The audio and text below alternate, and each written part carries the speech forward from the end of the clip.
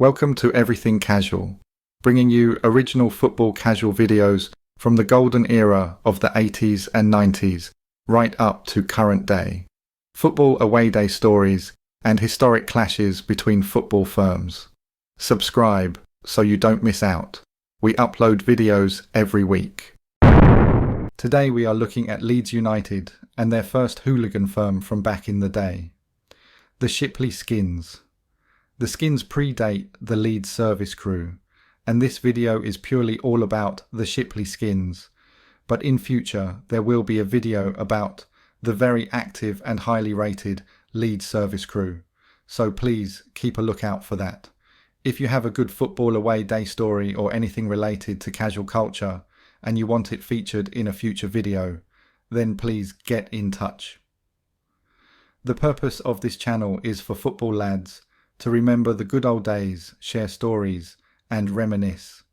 I also like to promote football lads books and hopefully introduce their work to new people that may not be aware of the football lads books or stories. Anyway, let's jump straight in and take a look at the history of the Leeds mob. If it began anywhere, it began in Shipley, for the thousands of lads who have been involved in football hooliganism while following Leeds United. The mill town of Shipley in West Yorkshire is where its origins lie. In the 60s and 70s, it was home to the Shipley Skins, a group of mates who grew up together watching Leeds United from about 1965. A hardcore group of about 50 teenagers started going to matches together. They soon built up a robust reputation, and not just within Yorkshire. Stories about their exploits were whispered on the terraces, like the time at Manchester United when they went dressed in sheepskin jackets with hammers stashed inside, or about the lad that was deported after a European match, which was unheard of in the late 60s. The Shipley lads would eventually be followed by a new generation, with the infamous European Cup final in Paris in 1975, marking the occasion when the original lads, now in their 20s, saw that the younger group had arrived. And so the cycle went on through the years, leading to the emergence of the Leeds service crew later in the 70s, the very young team in the 80s, and more recently the infant hit squad. But back in the 60s, that future lay a long way ahead. Jack, Dave and Pete, three original Shipley Skins, are now aged in their 50s, and the story I am about to tell you is drawn from their recollections of the bother days, and it's all their own words. Shipley is about 3 miles northwest of Bradford and was part of the county of West Riding before it was abolished in the mid-70s. Coming under Bradford's administrative jurisdiction wasn't welcomed by the locals, but made no difference to the lads, who classed themselves as Shipley before anything else. Those that had jobs either worked in the mills or had apprenticeships, and the sole purpose of their earnings was to pay for them to watch Leeds United. They started hanging about the Seven Seas Cafe in the Bull Public House, which soon became known for miles around as their headquarters, mainly because it was the only pub that they were allowed in. They would fight with other lads that would come in to drink around Shipley or go to neighbouring towns to find them. They grew up alongside mods, bikers, rockers, and the odd teddy boy, as well as a gang of boot girls that were every inch as rough and tough as they looked. The bikers in particular had a big following in Shipley in the form of Satan's slaves. Some bikers actually turned to them for help dealing with another gang of skinheads that was causing them grief. They came into the Bull asking for protection, and the trouble stopped once the Shipley lads put out the word that the bikers were all right. The first skinhead that they actually saw was a Londoner, a Chelsea lad called Tommy H. They were amazed by the way he dressed, with his shaven head and Ben Sherman shirt and braces. They got to know Tommy from their football trips to London and met his mates Mick Greenaway and Eccles, both big names at Chelsea.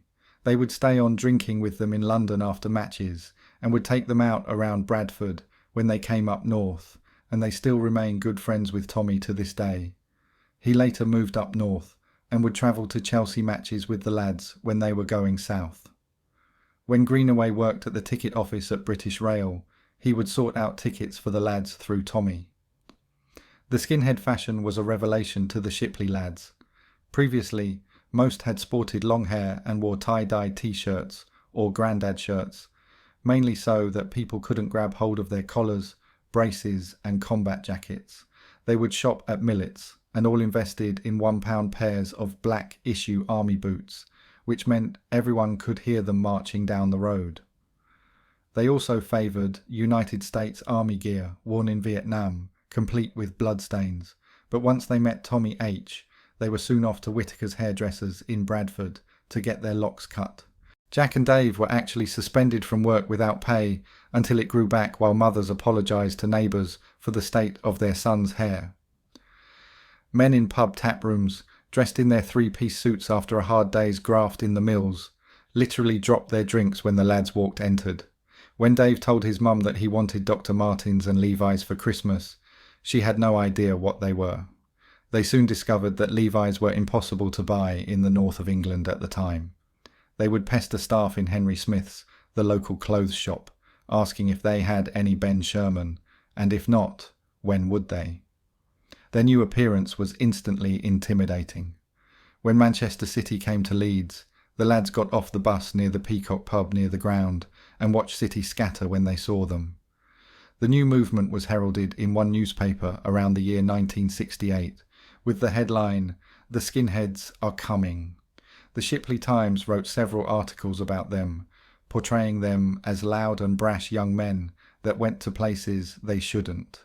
Despite the racist reputation skinheads acquired, black lads went around with the Shipley Skinheads, and on a Sunday night they would all be at a soul nights as well as similar events in Bradford. They listened to reggae music and ska and didn't consider themselves as racist. They felt that, in the end, their West Indian mates drifted away from them by the early 80s, but that wasn't down to any racial tension. Dave B was one who never converted to the skinhead style of dress and kept his long hair and amusing dress sense. In the Bull one Friday night, the lads met to discuss the ambush tactics ahead of a visit by Manchester United.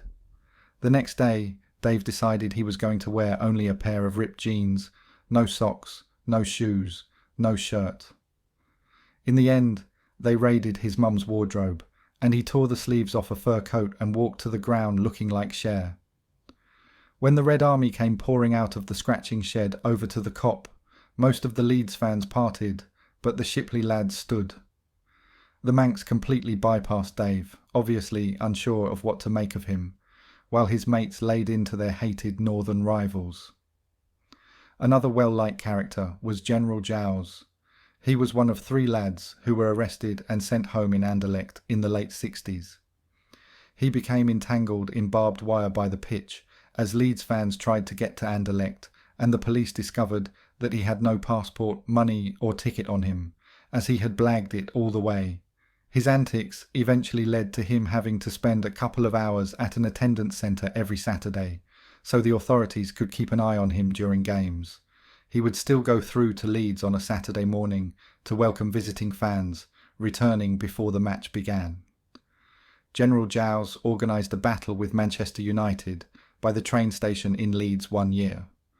The station was at that time surrounded by goods yards rather than the car parks and buildings that stand there now, and he got a couple of 100 lads to hide in the alleyways, while he and several Leeds lads went to meet the Manchester United mob.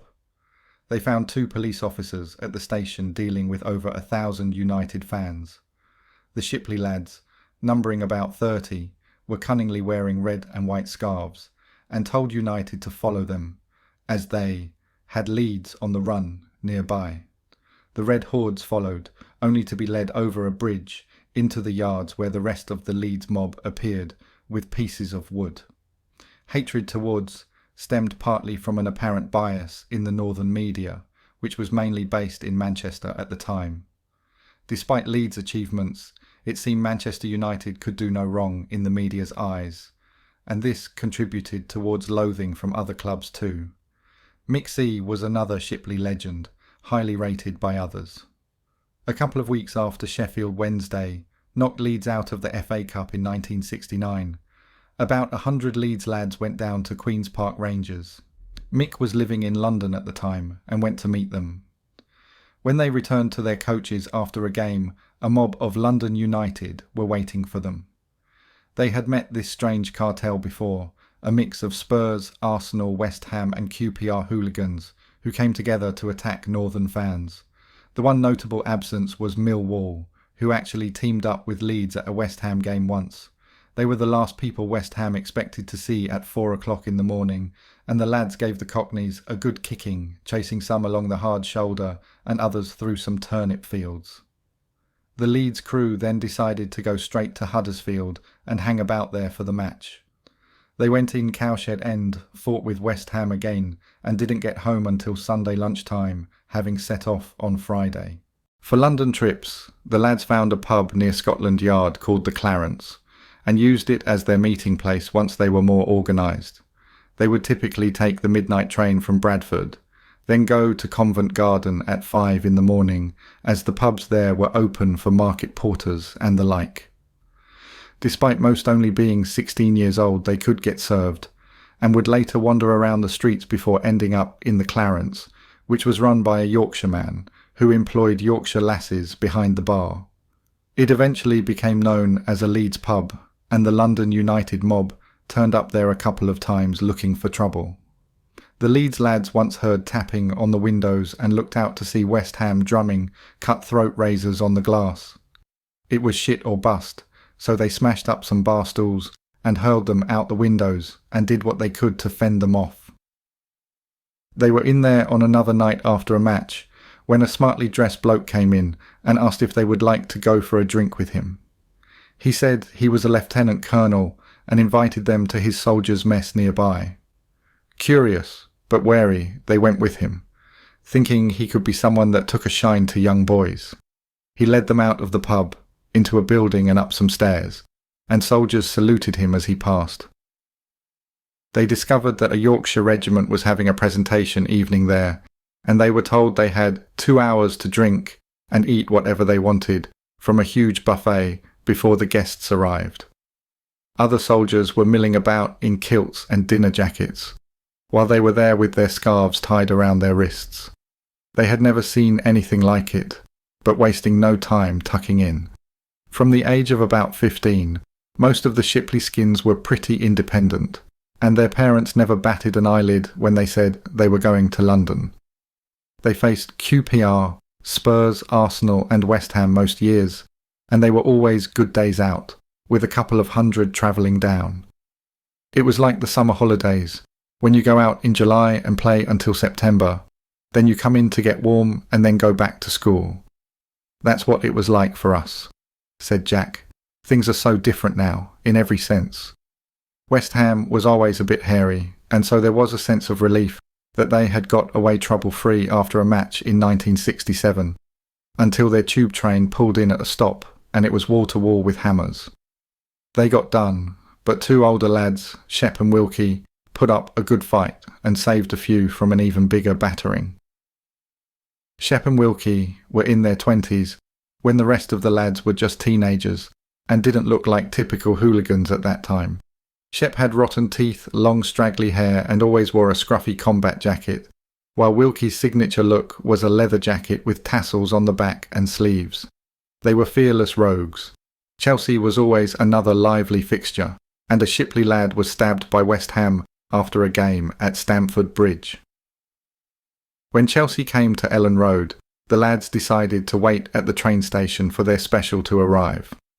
The first lot of Chelsea skinheads they encountered moved out of their way, which gave them a bit of confidence, so they went to find more on the platform. They were doing well until a guy in a long coat pulled out an axe, causing them to split up and leave before he did some serious damage. Jack and Dave B decided to hitch to Chelsea for another match. Afghan coats were all the rage, and Jack wore his while Dave had his mum's fur coat. They struggled to get lifts at first, and ended up dossing down in a sheep pen, minus the sheep, by the M62 for a few hours before trying again. They went in the shed end among the Chelsea fans, who were dressed in star press and leather coats, and couldn't believe how these two northerners looked. Undaunted, they announced, "We are Shipley." Swing, and in their own words, got the shit kicked out of them. Leeds soon learned to play on their caveman image when playing down south, a response to the soap and water chant that was aimed at them by the supposedly flash Cockneys. In the year 1970, they played Sutton United in the fourth round of the FA Cup at their ground in Leafy, Surrey. The locals looked astonished at the hordes of Yorkshire fans making their way to their tiny ground.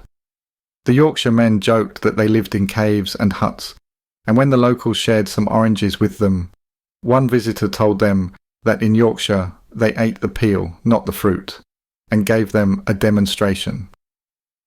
"You can take the lad out of Shipley, but you can't take Shipley out of the lad. Never, ever," said Dave. Arriving at grounds well before kick-off was the done thing, to let the opposition know that they were on their territory. They would be in the clock end at Arsenal, or Newcastle's Gallowgate by midday. It wasn't one way either, other mobs did it to them. Local rivalries were also built up, although the nearest clubs were much smaller than the mighty Leeds, who were dominant on the pitch at the time. On a train to Nottingham once, they were treated to a rousing chorus of "We hate Shipley" when they stopped at Sheffield. Their reputation was such that two Sheffield groups, United and Wednesday, made a point of waiting together for the special to come through because they hated Shipley that much. Ahead of a match against Nottingham Forest in the late 60s, the magazine Charlie Buchan's Football Monthly proclaimed, "Leeds ready to set fire at Forest." When part of the ground did indeed catch fire, Leeds fans got the blame. A big song at the time was "I Am the God of Hellfire" by the Crazy World of Arthur Brown, and lads were singing it as they ran across the pitch away from the fire. Such misbehaviour was par for the course. Returning from away matches on the train usually meant someone pulling the emergency cord, and several hundred disembarking down an embankment near their home, as it was easier for the Shipley lads to do that than go all the way to Leeds on the train and then come back out again. It got to be such a regular occurrence that train drivers would slow down on the approach to Shipley. By the year 1975, a new set of young lads had emerged. The Shipley lads were in their mid-20s, and some had already had enough. Dave B announced in the pub one day that he was pissed off with it all, finished his drink and left, choosing to travel across the United States, Alaska and India instead. General Jow suddenly stopped going in the early 80s and hasn't been since. The debacle that surrounded the infamous 1975 game in Paris, ticket problems with the club, rioting, a ferry strike that trapped many at Calais, also saw many not bothered about going to the games anymore. The younger group that they had been mixing with from Seacroft and Hare Hills, Vallow, Eddie C., Collar, Wagger and Big John were coming into their own, and Shipley were happy to take a back seat. "We don't say that we took the world on, we got a kicking over the years, but you've got to be there to run," said Jack. "We did things that nobody had done before, and from 1968 we organised things, and it all picked up after that. We would get thrown out of grounds and climb back in again. It was about having a fight and going back to the pub afterwards and knowing when enough was enough. None of us were bullies. We were just Jack the lads. We were a group of kids that grew up together, and I don't know if it was just the time we were brought up in or what, but Shipley was a crazy little town." Of course, Shipley was not the only hotbed for football violence at Leeds. Other youths from other areas had also succumbed to what was known as the English disease, and one of those other lads goes by the name of Crombie Boy, and this is what he has to say in his own words. "The first time I threw a punch in anger at a football match was against Manchester United in the 1968-69 season when I was just 13 years old. No surprise that it was against Man United, given the bitter rivalry between the two clubs, on and off the pitch. Think about this though. Manchester United were European champions at the time, the first English club to lift the trophy. I had to watch the final on TV the previous season, and I genuinely wanted Manchester United to win it and so did all my mates. We didn't have the hatred for them that so many Leeds fans have for them nowadays, and the feeling is mutual. They were English, so of course I wanted them to win. But that season I found out what is now common knowledge. They have far more than their fair share of arrogant shithead supporters. Man United always turned up in big numbers. The Red Army.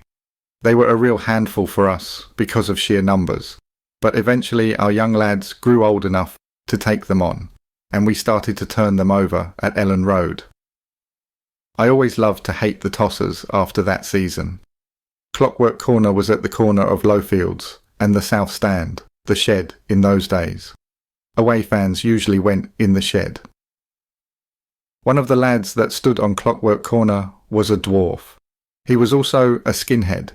His typical matchwear would be 18-hole, cherry red Dr. Martens that finished just below his knee, Levi's stat rest, also finishing just below his knee, a J-Tex checked shirt and braces.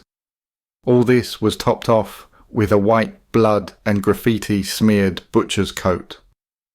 We played Manchester City at home in the 71-72 season, and a group of us was on the Clockwork Corner giving their lads some stick. The dwarf skinhead was stood on one of the crush barriers, really giving it the big one, or, in his case, the little one. City were going mental. Luckily for us, this was before it became fashionable to lob darts and kung fu stars at one another. Fast forward to a season later, and we all went to Manchester City away. We got to Manchester and merged with another group that included our friend the skinhead dwarf. He was wearing a green Harrington this time, so he didn't stand out as much in a crowd. Haha, yeah, right. We got on a bus, made our way up to Moss Side well early, and eventually ended up in a pub. I was 17 and skint, so I usually had to rely on the older lads to get my drinks in if it wasn't near payday. I don't know what made us go to Moss Side. A stupid idea. We were clocked straight away. We sat in the tap room of a pub, and the lounge, which was empty when we came in, started to fill up with some nasty-looking locals. The dwarf had gone to the bogs when 3 City lads walked into the lounge. Cue a hail of glasses and chairs from City into the lounge. We got out of there sharpish. But the thing is, as dangerous as it was, we were in stitches, laughing as we were running, and I don't remember City following us. I never did see that dwarf again. I bet City caught him though. He's probably in one of the columns in the Manchester Ring Road. Today's video was all about the Shipley Skins, but I will be doing a video all about the Leeds service crew, so if you enjoyed this vid, make sure you subscribe. You will automatically be notified when I put a new video out. Also, I am intrigued by this Leeds dwarf skinhead lad. I bet he's got a few good stories to tell. If anyone knows of him, please put him in touch. Or, if you know of any stories yourself, then just let me know. By the way, the Leeds United Service Crew is a real quality book. I own it and have read it a few times. I will leave a link in the description if you are interested in buying it. See you next time. Thank you for taking the time to watch this video. If you subscribe, you will be notified when we release a new video. It could be your firm we make a video about next, so don't miss out and hit the subscribe button. You can find me on Facebook or email me if you have a good story to tell. See you next time.